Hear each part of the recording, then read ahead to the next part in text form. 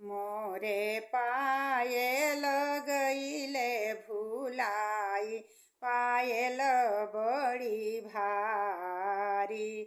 ताखा पर खोजलो त कथ पर खोजिले, अब खोजलो झाड़ो खमनी झारी।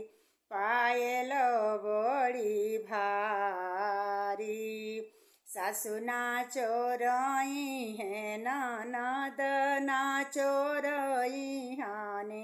हमारे सैया जी पर मनावा धुआई, पायल बड़ी भारी। राती से जिया पर कइले करार, पायल बनावाई। होत सबेरे पिया गईले काला कातावा हो, अब पायल दिहले भेजावाई, पायल बड़ी भारी। सासु ननद घरे पूछन लागे हो, बहू के तोहरे पायल बनावाई, पायल बड़ी भारी। किया तोहरे पायल नैहर से आइला, अब किया कैलू सोनाराई यार, पायल बड़ी भारी।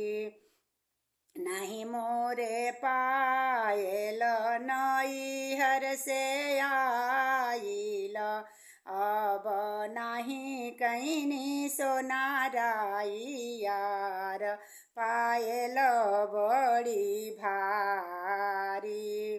छोटकी ननद की हाने वाता पेठाइले,